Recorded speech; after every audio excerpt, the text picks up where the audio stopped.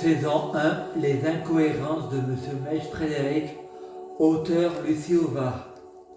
À Saint-Paul-Croix-Château, Monsieur et Madame Mèche sortant de boîte de nuit et sur la route, y voyant une secousse volante, quelques années passant et y donnant naissance à l'hôpital de Varias à Frédéric Mèche, le jeune homme Frédéric Mèche est récupéré par son oncle Alain Barbier qui est pompier.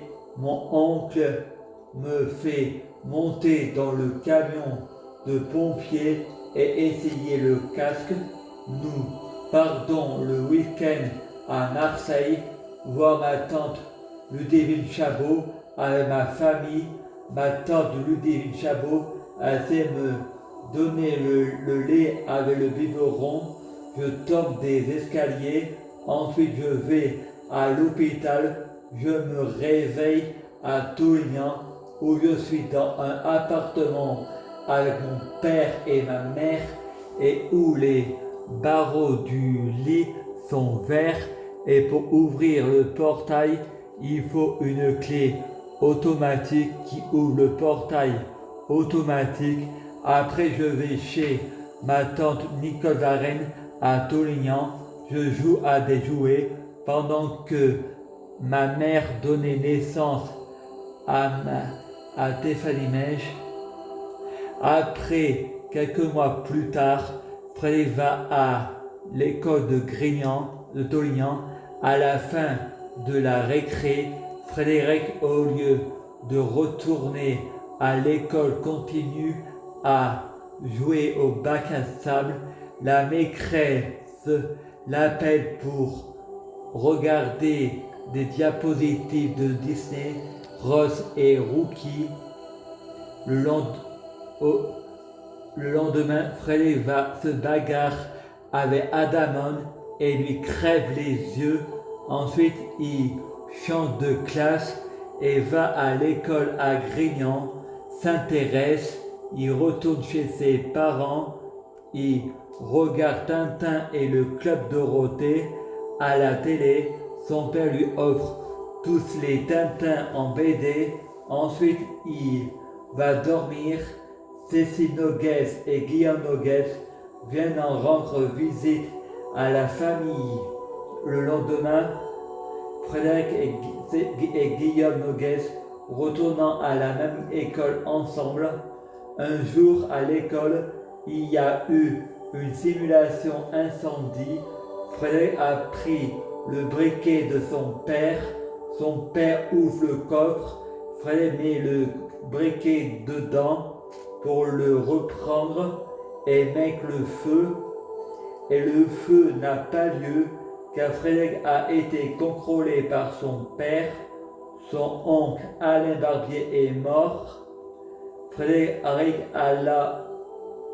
en famille d'accueil chez Joseph et Marie.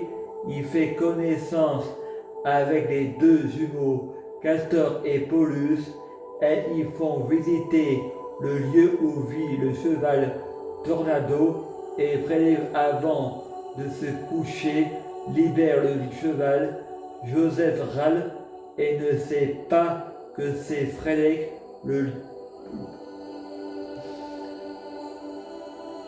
Le lendemain, Frédéric se réveille.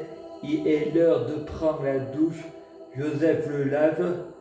Frédéric pense dans sa tête.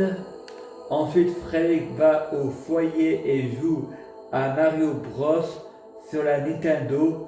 Une fille brune répond « Si tu perds, je te frappe ». Frédéric perd et Frédéric tape dans ses mains. De seul coup, une coupure d'électricité. Frédéric retourne dans sa famille d'accueil et mange des œufs à la coque. Ensuite, il va se coucher. Il se réveille pour aller au WC.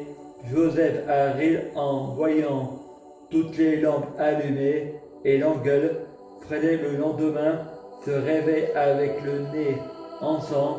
Il regarde la télé et tout le monde dit il va pleuvoir le lendemain et Frédéric répond il va neiger et pourtant Frédéric est nul en météorologie.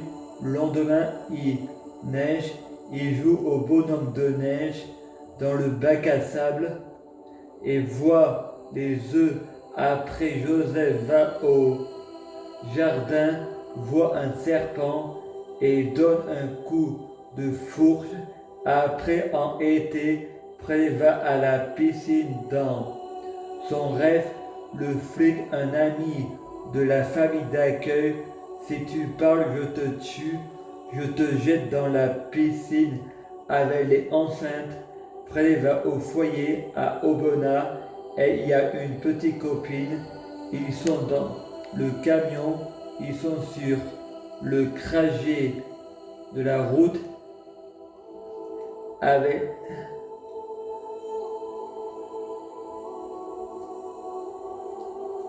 ils sont sur le Fred va au foyer à Aubenas, il y a une petite copine, ils sont dans le camion, ils sont sur le trajet de la route, Raphaël et Frédéric se bagarrant parce que Raphaël s'est moqué du tic de Frédéric avec ses mains, sa copine Alizée ensuite elle invite à manger au foyer des filles, purée merguez, dehors inondation, les portes sont cassées, Fred fait une tentative de